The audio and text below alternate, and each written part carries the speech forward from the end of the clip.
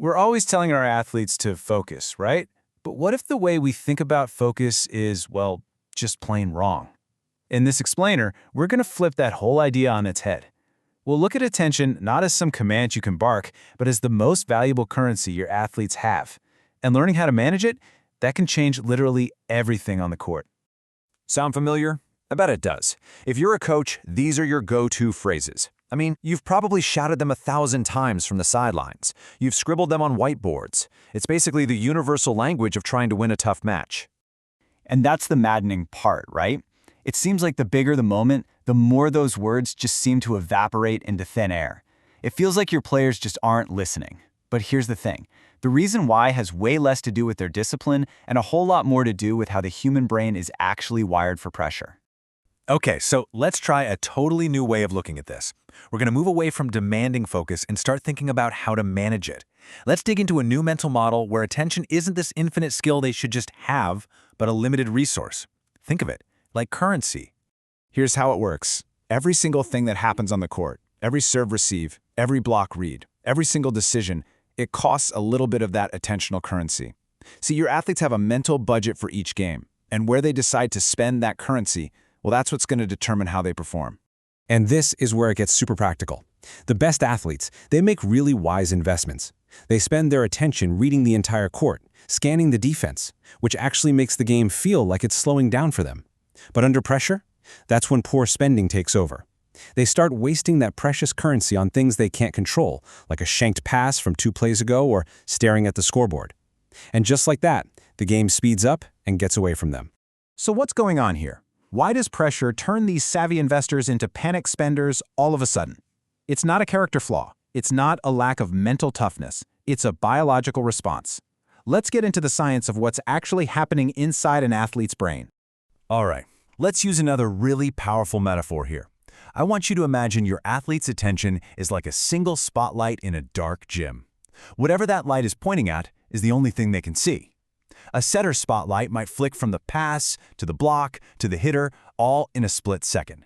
But here's the key. Where they point that beam is their entire reality. Everything else is just darkness. And this, right here, just perfectly shows the difference between playing in the zone versus playing under pressure. When they have a wide spotlight, they're reading the game. They see the whole court, they see patterns develop, and the right choices feel obvious. But the moment pressure hits, that spotlight narrows, like way down. Their whole world shrinks to just the ball, or maybe just the mistake they made, and they stop reading and they start reacting. And this is maybe the most important thing to get. When that spotlight narrows, it is not your athlete choosing to tune you out. It's their brain sensing a threat, the threat of losing, of making a mistake, and kicking into survival mode. We're talking about a biological feature here, not a bug in their character. And understanding that difference is absolutely crucial to coaching them through it. Okay, so if we can't just yell at the spotlight to get wider, what can we do? How do we help our athletes get back in control? This is where we build their toolkit. The answer is in creating simple, repeatable routines, which, by the way, are the absolute core of any great mental performance skills system, or MPSS.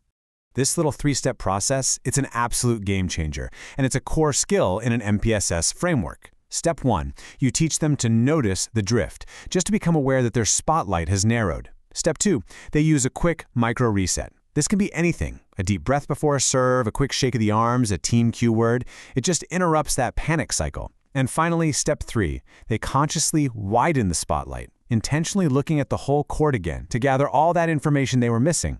So you see, this completely changes your role as a coach. You stop being the director who just shouts, "Focus!" from the sideline.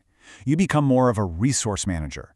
You're the one who helps your athletes understand their attentional currency, and you give them the tools, these micro resets, to invest it wisely when the game is on the line. And that really brings us to the bottom line here. Nobody, not even the best pros in the world, has perfect, unbreakable focus. That's a myth. The real elite skill isn't about never losing focus. It's all about the speed of recovery. It's noticing you've drifted and having a simple automatic routine to gently steer that spotlight right back where it needs to be. So, as you go to your next practice, I want you to think about this question.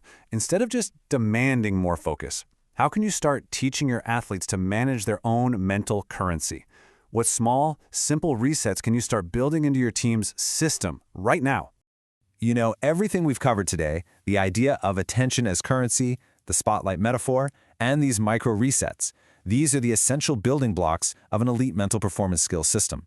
To really learn how to install a system like this for your team, go check out flowmpc.com.